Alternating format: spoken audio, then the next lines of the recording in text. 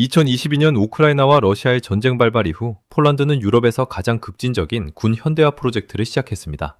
당시 폴란드 공군의 가장 큰 숙제는 구소련제 기체인 미그 29와 수호이 22의 도태에 따른 치명적인 전력 공백을 어떻게 메우느냐였습니다. 충성!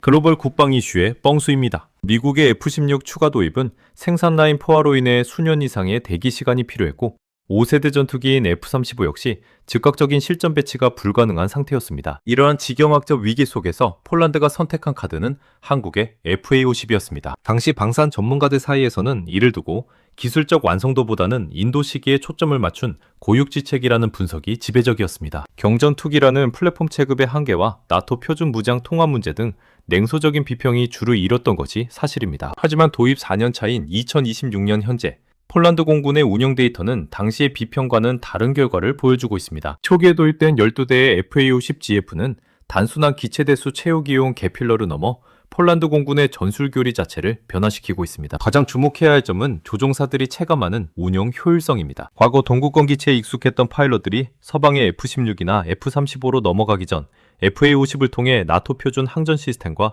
전술 데이터 링크를 완벽하게 숙달하고 있다는 점입니다. 2026년 현재 폴란드 기지에서 들려오는 조종사들의 긍정적인 피드백은 감상적인 차원이 아닙니다. 철저히 기체의 기동성, 유지보수의 편의성, 그리고 상위 기종과의 전술적 연속성이라는 실리적 근거에 기반하고 있습니다. 100% 만족할 수 없는 무장 통합의 한계 속에서도 왜 현장의 파일럿들이 이 기체를 신뢰하고 있는지 그 기술적 배경과 2026년의 최신 운용 실태를 분석해 보겠습니다. 그럼 시작하겠습니다.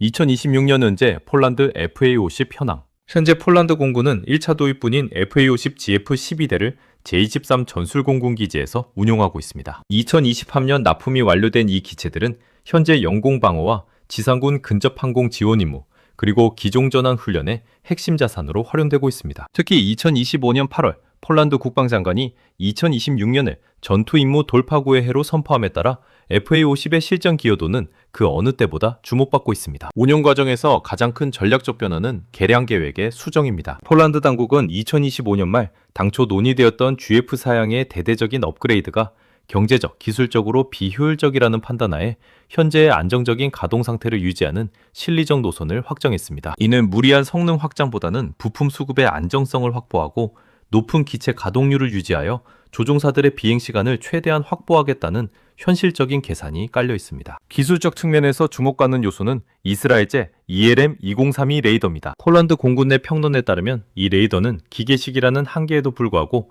표적 탐지 및 획득 속도 면에서 구형 F-16 CD형의 레이더보다 우수하다는 평가를 받고 있습니다. 이러한 특성은 신속한 상황 판단이 요구되는 영공 감시 임무에서 FA-50이 경전투기 이상의 효율을 보여주는 근거가 됩니다. 또한 폴란드 현지에 구축된 카이 군수지원센터는 과거 미그-29 운영 당시 겪었던 고질적인 부품 조달 문제를 해결하는 데 결정적인 역할을 하고 있습니다. 시뮬레이터를 포함한 현지 밀착형 지원 체계는 폴란드 공군에게 기체 성능 그 이상의 운영 신뢰를 제공하며 후속 군수 지원의 중요성을 다시 한번 입증하고 있습니다. 이레네우스 노박 소장은 인터뷰를 통해 FA-50의 훈련 효율성을 수차례 강조해왔습니다. 한국 공군의 사례에서 확인되었듯 FA-50에서 숙달된 조종사가 F-16이나 F-35로 기종을 전환하는 데 필요한 시간은 단 11시간 수준으로 단축될 수 있습니다. 이는 링크 16 전술 데이터 링크와 나토 표준 교신 절차가 통합된 FA-50의 항전 시스템 덕분입니다. 결과적으로 2026년 현재 폴란드에게 FA-50은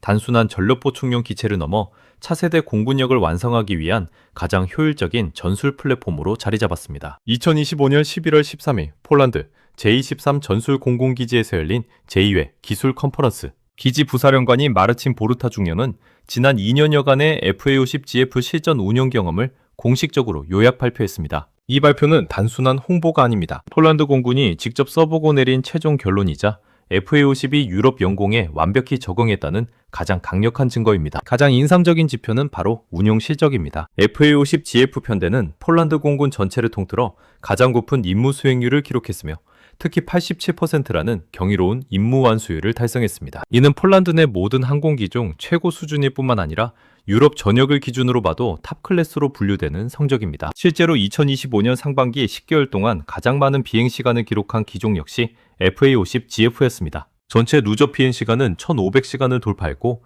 개별 기체 중 가장 많이 날아오른 두 대는 각각 약 200시간씩의 비행 기록을 세웠습니다. 고장률과 정비 효율성 역시 예상을 훨씬 뛰어넘었습니다. 아시아 국가들의 장기 운용 데이터와 비교해도 폴란드의 도입 과정이 더 순조로웠다는 평가입니다. 보르타 중령은 도입 과정에 대해서도 극찬을 아끼지 않았습니다. 러시아 우크라이나 전쟁 직후 긴급하게 도입됐음에도 불구하고 그 과정이 과거 F-16 블록 50이나 다른 서방 기종보다 훨씬 원활했다는 것이 그의 설명입니다. 카이 지원팀과의 유기적인 협업, 그리고 2025년부터 본격 가동된 현지 시뮬레이터 덕분에 훈련의 대부분을 국내에서 소화할 수 있게 된 점이 주요했습니다. 기술적으로도 ELM-2032 레이더를 비롯한 기본 시스템이 매우 안정적이며 과거 미그 29 시대와는 비교할 수 없을 정도로 정비 및 부품 공급 체계가 견고해졌습니다. 현재 FA-50GF는 임시 개필러로서 훈련과 저위협 임무에 집중하고 있지만 보르타 중령은 이 성과를 바탕으로 2027년 중반부터 도입돼 A사 레이더와 무장 확장 사양의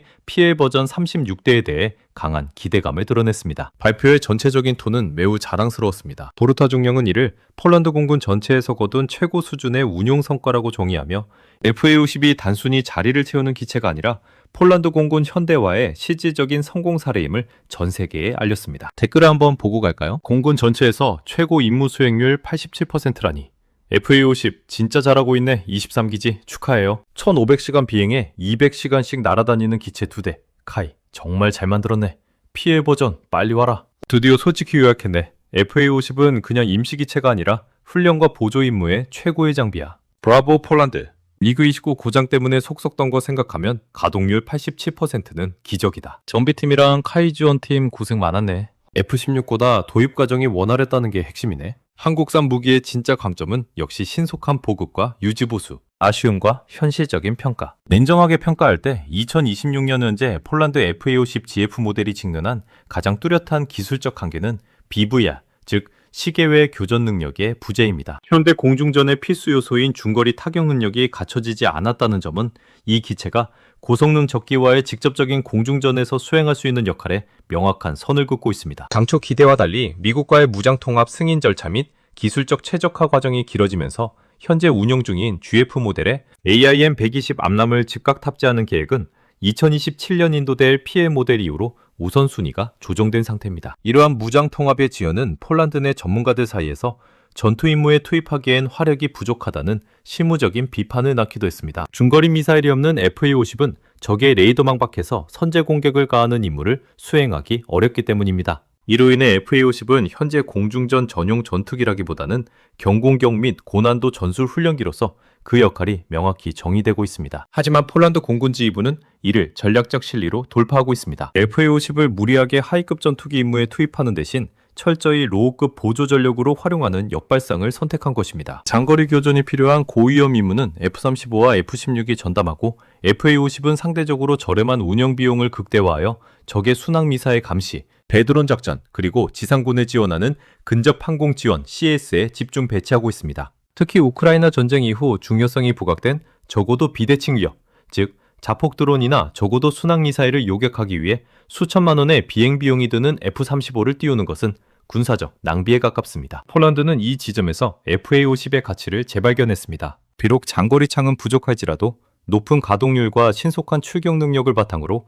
영공의 빈틈을 촘촘히 메우는 가성비 높은 파수꾼 역할을 맡긴 것입니다. 이러한 현실적 노선 수정은 2027년 본격적인 전투형 모델인 FA-50PL이 도입될 때까지 폴란드 공군의 전술적 공백을 최소화하는 핵심적인 징검다리 전략으로 평가받고 있습니다. 2027년 이후 전망 및 마무리. 이제 폴란드 공군의 시선은 2027년부터 도입될 본격적인 전투사양 FA-50PL 36대로 향하고 있습니다. 그런데 최근 이 PL 버전의 무장 계획에 있어 중대한 전략적 수정 가능성이 제기되고 있습니다. 바로 미국산 AIM-120 암람 대신 유럽제 중거리 미사일인 미티어나 단, 중거리 미사일인 미카를 통합하는 방안이 강력한 대안으로 부상한 것입니다. 이러한 변화의 핵심 이유는 미국의 까다로운 무장 통합 승인 절차와 천문학적인 통합 비용에 있습니다. 폴란드 군 당국은 미국산 암람 통합이 계속 지연되거나 비용이 상승할 경우 이미 유로파이터나 라팔 등에서 검증된 유럽제 무장 체계로 선회하는 것이 더 실리적이라는 판단을 내린 것으로 보입니다. 특히 미티어는 현존하는 세계 최강의 공대공 미사일 중 하나로 꼽히는 만큼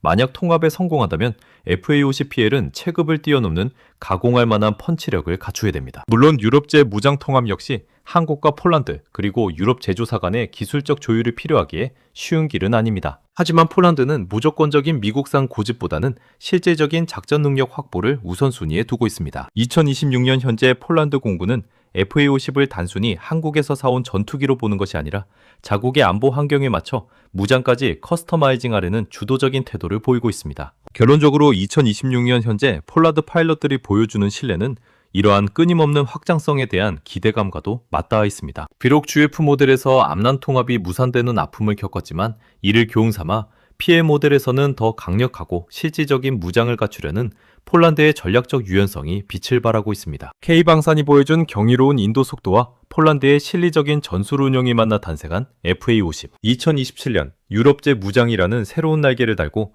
동유럽 하늘의 진정한 강자로 거듭날 수 있을지 FA-50을 도입했거나 할 예정인 많은 나라들이 주목하고 있습니다. 시청해주셔서 감사합니다. 충성! 좋아요, 구독, 알림 설정 부탁드립니다.